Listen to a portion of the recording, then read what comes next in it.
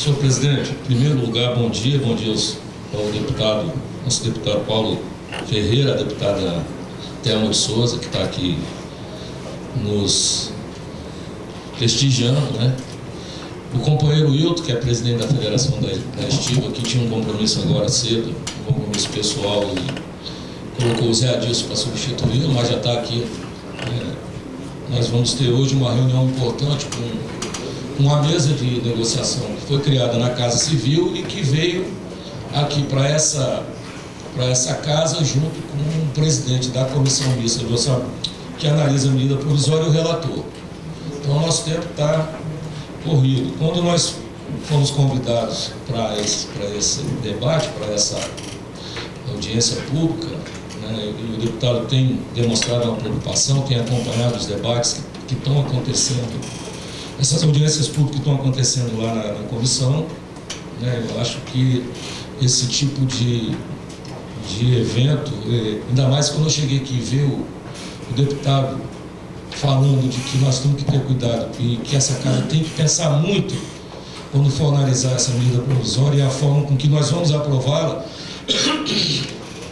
porque eu tenho colocado sempre que possível para as pessoas, e aqui eu vejo que são pessoas que militam na atividade portuária de vários setores, de que o que nós estamos tratando nessa discussão não se trata de um projeto, de um programa, de um partido político. O que nós estamos discutindo aqui não se trata de uma questão da presidente Dilma. É muito maior do que isso. Nós estamos falando, nós estamos analisando uma medida provisória que suspendeu, vamos dizer assim, o efeito de uma legislação, de toda uma legislação que demorou de 10 a 15 anos para se buscar um equilíbrio para todos os setores portuários. Tanto que tinha 20 anos que nós não fazíamos uma paralisação como nós fizemos agora recentemente. Quer dizer, isso, tivemos algumas coisas pontuais no Brasil, mas um enfrentamento dessa estirpe, como nós fizemos agora, e num momento difícil, né, para a questão da safra, para a questão da economia do nosso país e do comércio exterior, quer dizer, é um negócio complicado. Então essa é a responsabilidade. E eu coloco que eu acho que, apesar de nós termos recebido algumas críticas, não aqui dessa casa, mas da outra, nós estamos cumprindo o nosso papel, que foi e está sendo de alertar a sociedade da importância desse debate, dessa discussão. E quando a gente vê essa audiência pública, fica claro que nós estamos juntos, né, essa comunidade que está aqui, porque eu posso dizer que 80% das pessoas aqui eu conheço, e obviamente que todos nós defendemos as nossas bandeiras, né, cada um defendendo a sua bandeira, mas sabendo da importância do porto e dessa militância nossa ao longo desses anos. Então, o que deu para a gente perceber, o que tocou para mim, para dividir as tarefas, que nós conversamos assim, como é que nós íamos nos comportar aqui, o que tocou para mim para falar um pouco da questão institucional.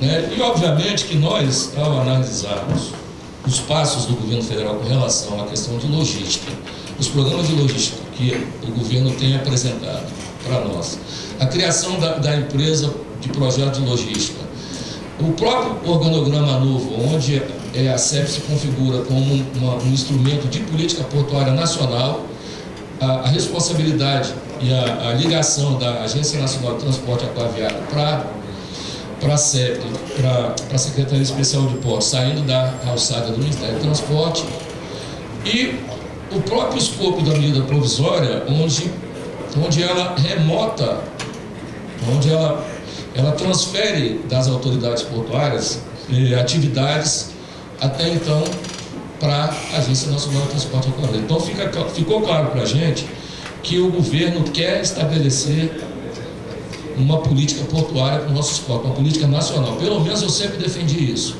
que não tem nada a ver com centralismo e concentração do poder. Se nós temos no Brasil a característica dos nossos portos, de Manaus a Rio Grande, né? Nós temos portos federais, nós temos 7 empresas federais que administram portos no Brasil. Nós temos portos que estão na mão dos estados, temos portos que estão na mão dos municípios, e temos porto que está na mão da iniciativa privada, concessão privada. Então eu acho que minimamente quem ganha a eleição quem está no poder ganhou o direito de estabelecer uma política nacional mínima para o país. Agora, obviamente que nós temos críticas, né? Sob o ponto de vista institucional, nós temos crítica. Na medida provisória, ao contrário do que se procura demonstrar, existe a possibilidade de que as empresas portuárias públicas, as administrações portuárias, sejam privatizadas, sim, quando vem no seu escopo dizendo que o porto pode ser concedido em parte ou em todo, e inclusive a administração portuária. Isso está claro na lei. E nós somos contra isso. Nós somos contra porque então nós temos que discutir o modelo mundial de porto, porque o modelo brasileiro é um modelo semelhante dos outros portos. Por que aqui nós temos um problema? Por que aqui nós temos dificuldade? Primeiro, eu queria falar mais um pouco das administrações portuárias federais. Eu sei que esse é o papel que coube para mim. E essas empresas, elas são autossustentáveis. Elas não pegam recursos do governo para pagar salário, para pagar questões administrativas. O governo não bota dinheiro nessas empresas para isso. Coloca, sim, recursos para investimento, que é no mínimo que se pode fazer, dado o que essas empresas, porque nós não podemos ver essas empresas como empresas que têm que dar lucro. Eu acho que esse é um erro do governo em analisar uma empresa portuária com a obrigação de ter lucro. Ela não pode dar prejuízo, mas tem que analisar o que o papel de uma empresa pública, seja ela do tamanho que for, da Codesp, que administra o Porto de Santos, ou outras que administram, como a Coderm, um porto de menor proporção, o que a atividade que se desenvolve naquele município, naquele estado, rebate de empregos para a economia como um todo. Então é muito costumais você ver a empresa que administra um porto ter uma receita operacional infinita vezes menor do que um terminal que está do outro lado administrando um terminal de contêiner. Mas não é esse o papel da administração portuária. Bom, então nós temos uma preocupação com essa questão da administração do porto, nesse sentido da privatização, nessa concorrência com os futuros terminais portuários que vão ser concedidos, com essa diferenciação que todos nós sabemos, que esse é o debate que está no centro dessa discussão, que ao nós possibilitarmos essa concorrência, se não tiver mecanismo de equilíbrio, isso vai trazer prejuízo para todo mundo que está dentro do porto organizado. Não é só para o trabalhador do órgão, é para os empregados da administração do porto, que vive de salário e de arrecadação de tarifa. Obviamente que se você deixar de entrar navio no porto para pagar a tarifa de infraestrutura, se deixar de pagar pela movimentação de carga, pela armazenagem, isso vai refletir na arrecadação das empresas portuárias, prejudicando os empregados das administrações portuárias também. E fugindo um pouco disso, prejudica também os empregados dos terminais privados, porque é como o Zé Adilson falou, se flexibiliza para que nesses terminais privados, inclusive, tenha contratação temporária e entrada de cooperativas, isso vai precarizar o trabalho portuário nos terminais também. Então é toda uma discussão que nós estamos fazendo. Uma das coisas que nós temos colocado de preocupação com o governo, eu acho que é público, é a questão da guarda portuária, da segurança nos nossos portos.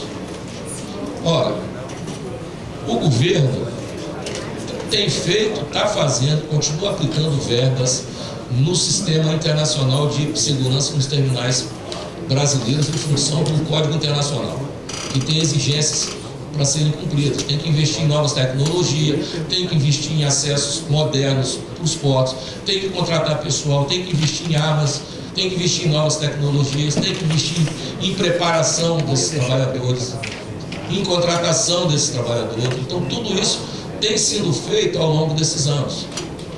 E a medida provisória excluiu a guarda portuária de ser uma atribuição da administração portuária. Isso é uma questão que essa casa tem que analisar com muito carinho.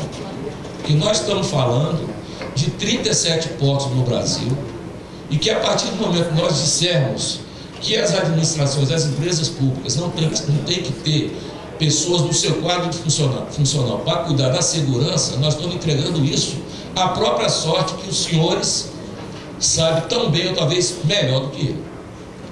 Porque é diferente de você ter uma pessoa empregada, treinada, e você pegar um vigilante que trabalha no cinema hoje, trabalha no shopping amanhã, trabalha em vários lugares e não tem a cultura portuária. E essas pessoas, elas cuidam 24 horas da segurança no porto, em conjunto com as demais autoridades. Por exemplo, a Polícia Federal, ela não fica 24 horas no porto. Ela vai lá quando tem necessidade, quando tem um crime para investigar, quando tem uma coisa localizada, mas fazer a vigilância e a segurança preventiva, quem faz isso são os guardas portuários. Então a gente quer que seja muito bem revisto isso. Já deu? Bom, eu tenho mais 2 assuntos só para falar, o deputado. A questão do Conselho de Administração das Empresas Portuárias. A lei modificou, porque antes era o CAP que fazia as indicações, tanto dos empresários como dos trabalhadores. Nós estamos reivindicando que a lei mantenha a indicação conforme era feita antes, tanto do setor empresarial como nós, os trabalhadores. E por último, a questão do Conselho de Autoridade Portuária. Nós lutamos aqui nessa casa para que nós pudéssemos ter um instrumento de regionalização da política portuária, ou seja, que cada setor, com as suas peculiaridades, com o tamanho do seu porto, com a sua carga, com a sua cultura, com as pessoas que vivem naquela localidade, pudesse discutir a questão portuária de uma forma local, regional. E a medida provisória modificou, né, só falou que o CAP vai ser consultivo, né, e que um decreto vai regulamentar o funcionamento dos CAPs. Nós achamos que isso é muito pouco, nós precisamos avançar nisso. Essa casa, como ajudou a construir essa lei há 20 anos atrás, deve nos ajudar a reconstruir, né, essa medida provisória. Acho que o nosso papel aqui é esse. E eu acho que esses são os pontos que eu queria colocar de acordo com o que eu combinei com o companheiro Zé Adilson e o companheiro Mário Teixeira. Obrigado, deputado.